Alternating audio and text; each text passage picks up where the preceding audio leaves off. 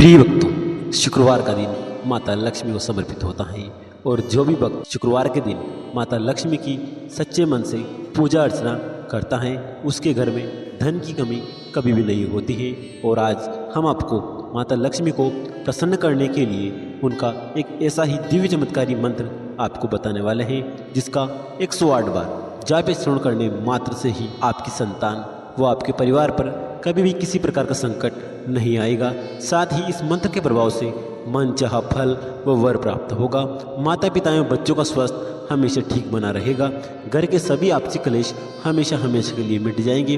व्यवसाय से लेकर छोटे बड़े हर कारोबार में वृद्धि होगी। माता लक्ष्मी सिर्फ खुश ना होकर अपने भक्तों की सभी प्रकार की मनोकामना भी पूरी करती हैं। इस मंत्र को केवल आज आपको 108 बार जाप करना है। जैसे ही आप इस मंत्र का 108 बार जाप करेंगे, माता लक्ष्मी आपके ऊपर अपार कृपा दृष्टि बरसा देगी और आपके सभी बिगड़ते हुए कार्य भी बनने लग जाएंगे। धन का ऐसा भंडार लगेगा कि जीवन भर भी समाप्त नहीं होगा। बस आपको इस मंत्र का 108 बार जाप करना है। यदि किसी कारणवश आप इस मंत्र का जाप करने में असमर्थ हैं तो आप इस मंत्र को अपने घर या दुकान पर मोबाइल फ़ोन पर चलाकर 108 बार पूरा श्रवण करें। साथ ही प्रिय भक्तों, यदि आप माता लक्ष्मी का आशीर्वाद अपने ऊपर अपने संपूर्ण परिवार के ऊपर पाना चाहते हैं तो हमारे इस वीडियो को एक दिल से लाइक करके हमारे चैनल संस्कारी सीनों को सब्सक्राइब करके कमेंट में माता लक्ष्मी की जय अवश्य लिखें, जिससे माता लक्ष्मी के चरणों में आप सभी भक्तों की हाजिरी लग जाएगी। तो प्रिय भक्तों, मंत्र कुछ इस प्रकार है। ओम श्री ह्रीं क्लीं ऐं कमलावासिन्ये स्वाहा। ओम श्री ह्रीं क्लीं ऐं कमलवासिन्ये स्वाहा।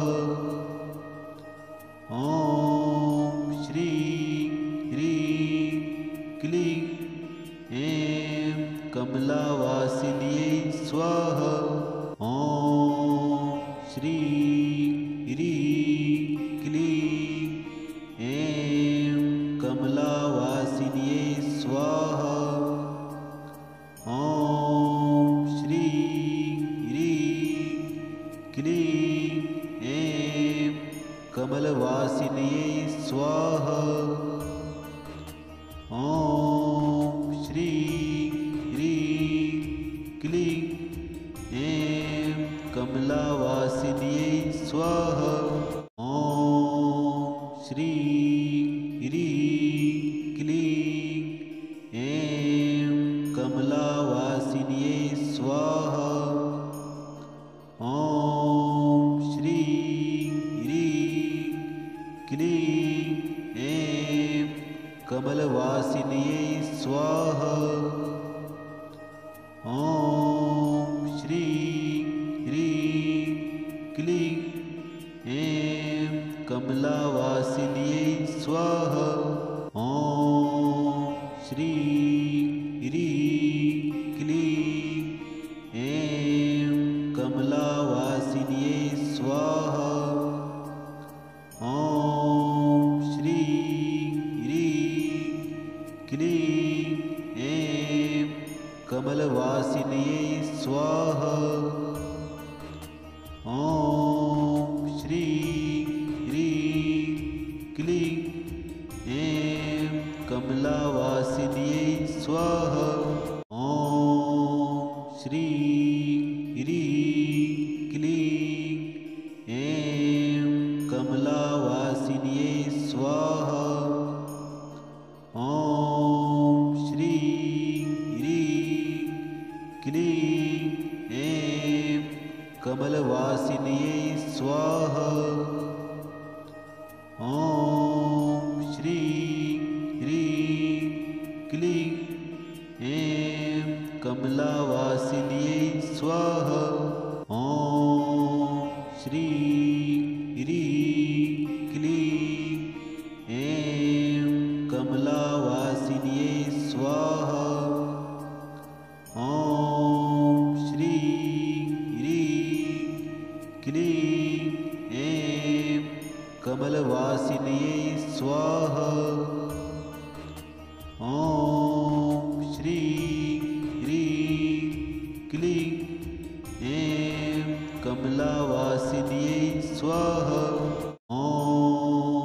श्रीं ह्रीं क्लीं ऐं कमलावासिन्यै स्वाहा।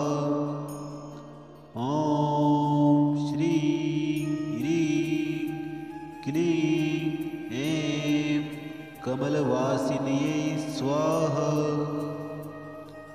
ॐ श्रीं ह्रीं क्लीं ऐं कमलावासिन्यै स्वाहा। ॐ श्रीं ह्रीं क्लीं ऐं कमलावासिन्यै स्वाहा। ॐ श्रीं ह्रीं क्लीं ऐं कमलवासिन्यै स्वाहा। ॐ श्रीं ह्रीं क्लीं ऐं कमलावासिन्यै स्वाहा। ॐ श्रीं ह्रीं क्लीं ऐं कमलावासिन्यै स्वाहा। ॐ श्रीं ह्रीं क्लीं ऐं कमलवासिन्यै स्वाहा। ॐ श्रीं ह्रीं क्लीं ऐं कमलावासिन्यै स्वाहा। ॐ श्रीं ह्रीं क्लीं ऐं कमलावासिन्यै स्वाहा। ॐ श्रीं ह्रीं क्लीं ऐं कमलवासिन्यै स्वाहा। ॐ श्रीं ह्रीं क्लीं ऐं कमलावासिन्यै स्वाहा। ॐ श्रीं ह्रीं क्लीं ऐं कमलावासिन्यै स्वाहा। ॐ श्रीं ह्रीं क्लीं ऐं कमलवासिन्यै स्वाहा। ॐ श्रीं ह्रीं क्लीं ऐं कमलावासिन्यै स्वाहा। ॐ श्रीं ह्रीं क्लीं ऐं कमलावासिन्यै स्वाहा। ॐ श्रीं ह्रीं क्लीं ऐं कमलवासिन्यै स्वाहा। ॐ श्रीं ह्रीं क्लीं ऐं कमलावासिन्यै स्वाहा। ॐ श्रीं ह्रीं क्लीं ऐं कमलावासिन्यै स्वाहा। ॐ श्रीं ह्रीं क्लीं ऐं कमलवासिन्यै स्वाहा। ॐ श्रीं ह्रीं क्लीं ऐं कमलावासिन्यै स्वाहा। ॐ श्रीं ह्रीं क्लीं ऐं कमलावासिन्यै स्वाहा। ॐ श्रीं ह्रीं क्लीं ऐं कमलवासिन्यै स्वाहा।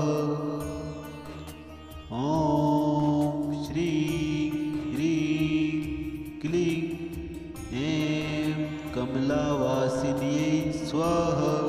ॐ श्रीं ह्रीं क्लीं ऐं कमलावासिन्यै स्वाहा। ॐ श्रीं ह्रीं क्लीं ऐं कमलवासिन्यै स्वाहा। ॐ श्रीं ह्रीं क्लीं ऐं कमल कमलावासिन्यै स्वाहा। ॐ श्रीं ह्रीं क्लीं ऐं कमलावासिन्यै स्वाहा। ॐ श्रीं ह्रीं क्लीं ऐं कमलवासिन्यै स्वाहा।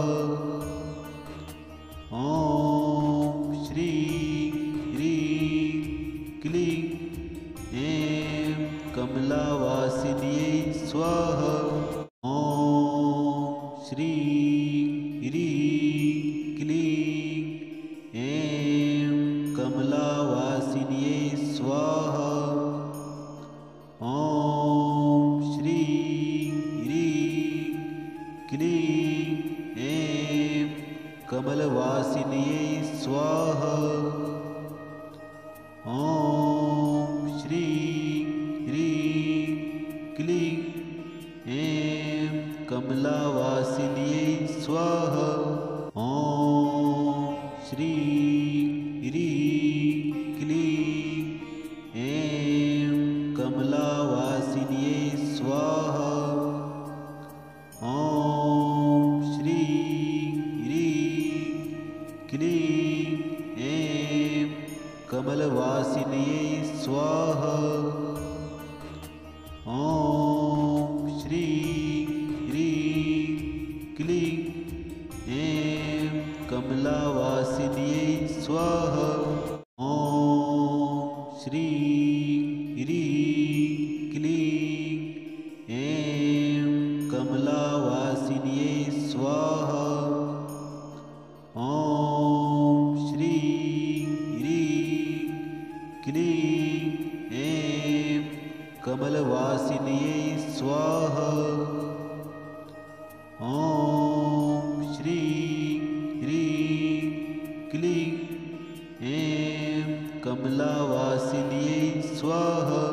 ॐ श्रीं ह्रीं क्लीं ऐं कमलावासिन्यै स्वाहा।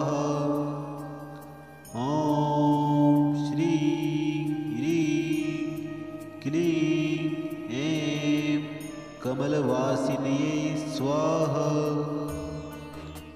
ॐ श्रीं ह्रीं क्लीं ऐं कमलावासिन्यै स्वाहा।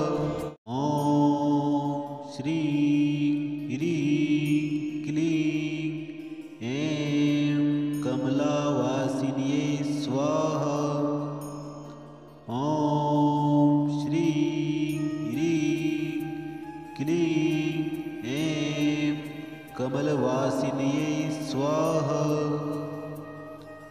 ॐ श्रीं ह्रीं क्लीं ऐं कमलावासिन्यै स्वाहा। ॐ श्रीं ह्रीं क्लीं ऐं कमलावासिन्यै स्वाहा। ॐ श्रीं ह्रीं क्लीं ऐं कमलवासिन्यै स्वाहा। ॐ श्रीं ह्रीं क्लीं ऐं कमलावासिन्यै स्वाहा। ॐ श्रीं ह्रीं क्लीं ऐं कमलावासिन्यै स्वाहा। ॐ श्रीं ह्रीं क्लीं ऐं कमलवासिन्यै स्वाहा। ॐ श्रीं ह्रीं क्लीं ऐं कमलावासिन्यै स्वाहा। ॐ श्रीं ह्रीं क्लीं ऐं कमलावासिन्यै स्वाहा। ॐ श्रीं ह्रीं क्लीं ऐं कमलवासिन्यै स्वाहा। ॐ श्रीं ह्रीं क्लीं ऐं कमलावासिन्यै स्वाहा। ॐ श्रीं ह्रीं क्लीं ऐं कमलावासिन्यै स्वाहा। ॐ श्रीं ह्रीं क्लीं ऐं कमलवासिन्यै स्वाहा। ॐ श्रीं ह्रीं क्लीं ऐं कमलावासिन्यै स्वाहा।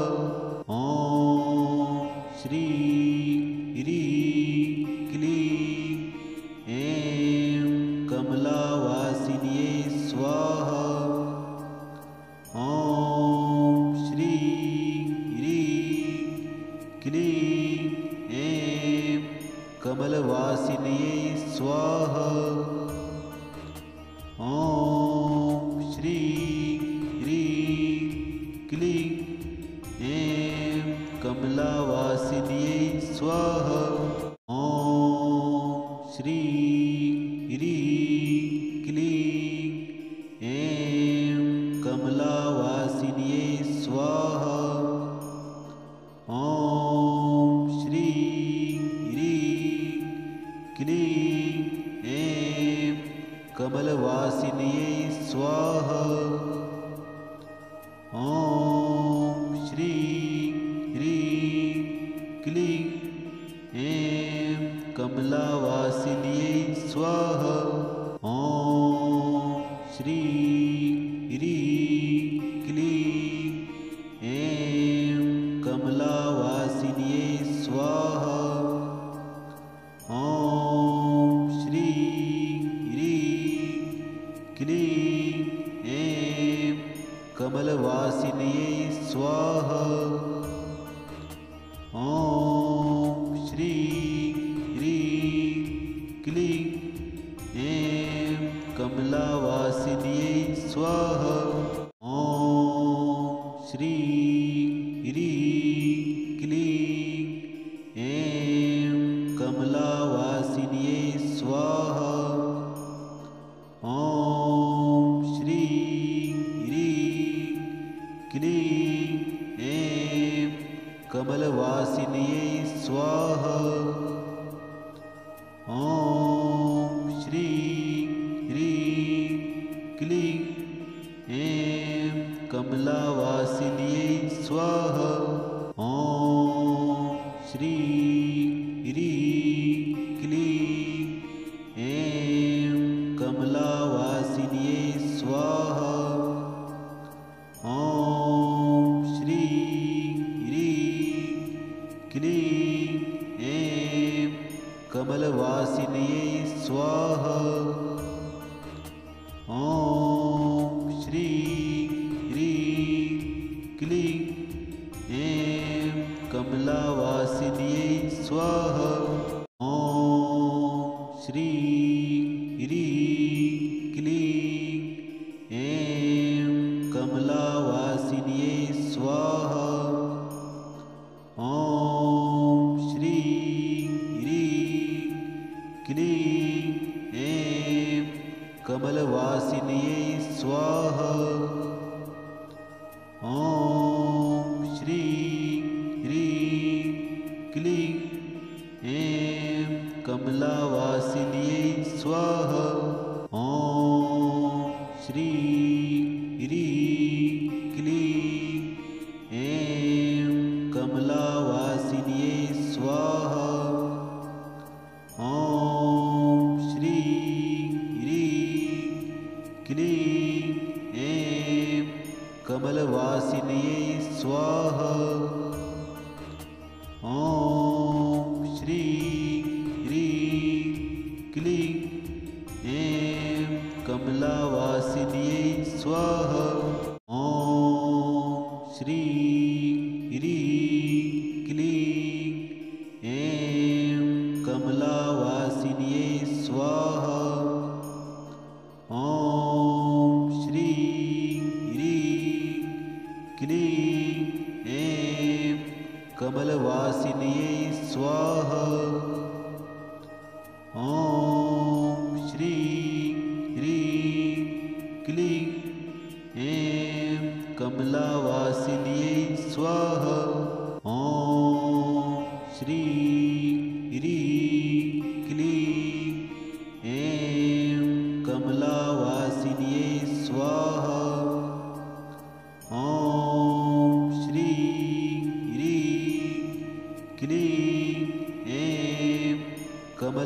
कमलवासिन्यै स्वाहा। ॐ श्रीं ह्रीं क्लीं ऐं कमलावासिन्यै स्वाहा। ॐ श्रीं ह्रीं क्लीं ऐं कमलावासिन्यै स्वाहा। ॐ श्रीं ह्रीं क्लीं ऐं कमलवासिन्यै स्वाहा। ॐ श्रीं ह्रीं क्लीं ऐं कमलावासिन्यै स्वाहा। ॐ श्रीं ह्रीं क्लीं ऐं कमलावासिन्यै स्वाहा। ॐ श्रीं ह्रीं क्लीं ऐं कमलवासिन्यै स्वाहा। ॐ श्रीं ह्रीं क्लीं ऐं कमलावासिन्यै स्वाहा।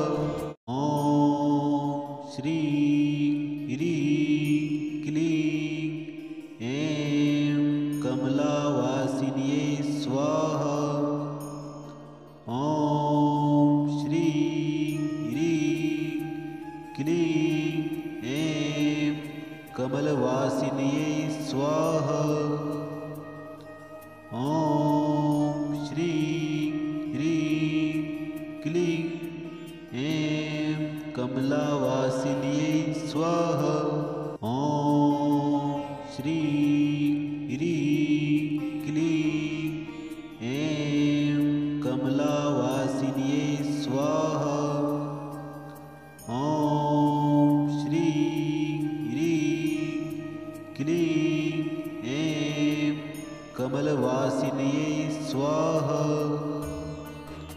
ॐ श्रीं ह्रीं क्लीं ऐं कमलावासिन्यै स्वाहा।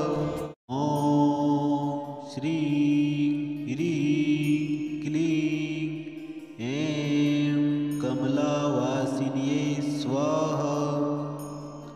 ॐ श्रीं ह्रीं क्लीं ऐं कमलवासिन्यै स्वाहा।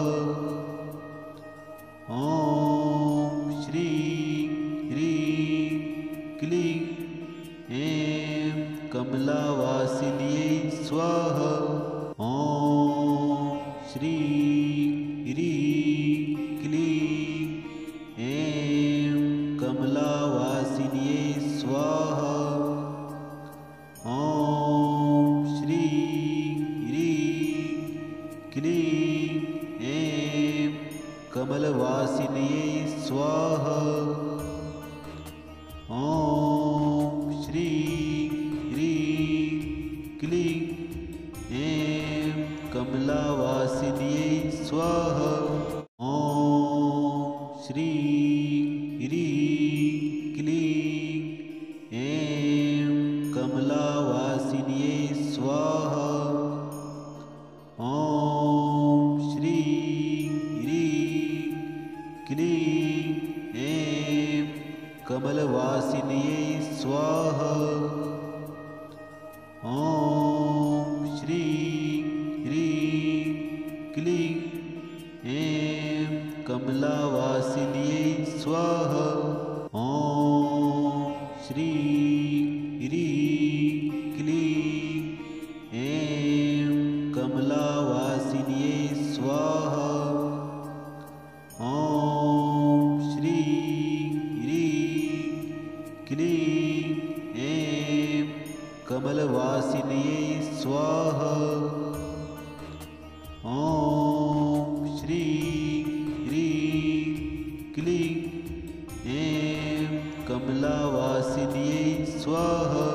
ॐ श्रीं ह्रीं क्लीं ऐं कमलावासिन्यै स्वाहा। ॐ श्रीं ह्रीं क्लीं ऐं कमलवासिन्यै स्वाहा। ॐ श्रीं ह्रीं क्लीं ऐं कमलावासिन्यै स्वाहा। ॐ श्रीं ह्रीं क्लीं ऐं कमलावासिन्यै स्वाहा। ॐ श्रीं ह्रीं क्लीं ऐं कमलवासिन्यै स्वाहा। ॐ श्रीं ह्रीं क्लीं ऐं कमलावासिन्यै स्वाहा। ॐ श्रीं ह्रीं क्लीं ऐं कमलावासिन्यै स्वाहा। ॐ श्रीं ह्रीं क्लीं ऐं कमलवासिन्यै स्वाहा। ॐ श्रीं ह्रीं क्लीं ऐं कमलावासिन्यै स्वाहा। ॐ श्रीं ह्रीं क्लीं ऐं कमलावासिन्यै स्वाहा। ॐ श्रीं ह्रीं क्लीं ऐं कमलवासिन्यै स्वाहा। ॐ श्रीं ह्रीं क्लीं ऐं कमलावासिन्यै स्वाहा। ॐ श्रीं ह्रीं क्लीं ऐं कमलावासिन्यै स्वाहा। ॐ श्रीं ह्रीं क्लीं ऐं कमलवासिन्यै स्वाहा। ॐ श्रीं ह्रीं क्लीं ऐं कमलावासिन्यै स्वाहा। ॐ श्रीं ह्रीं क्लीं ऐं कमलावासिन्यै स्वाहा। ॐ श्रीं ह्रीं क्लीं ऐं कमलवासिन्यै स्वाहा। ॐ श्रीं ह्रीं क्लीं ऐं कमलावासिन्यै स्वाहा। ॐ श्रीं ह्रीं क्लीं ऐं कमलावासिन्यै स्वाहा। ॐ श्रीं ह्रीं क्लीं ऐं कमलवासिन्यै स्वाहा। ॐ श्रीं ह्रीं क्लीं ऐं कमलावासिन्यै स्वाहा। ॐ श्रीं ह्रीं क्लीं ऐं कमलावासिन्यै स्वाहा। ॐ श्रीं ह्रीं क्लीं ऐं कमलवासिन्यै स्वाहा। ॐ श्रीं ह्रीं क्लीं ऐं कमलावासिन्यै स्वाहा। ॐ श्रीं ह्रीं क्लीं ऐं कमलावासिन्यै स्वाहा। ॐ श्रीं ह्रीं क्लीं ऐं कमलवासिन्यै स्वाहा। ॐ श्रीं ह्रीं क्लीं ऐं कमलावासिन्यै स्वाहा। ॐ श्रीं ह्रीं क्लीं ऐं कमलावासिन्यै स्वाहा। ॐ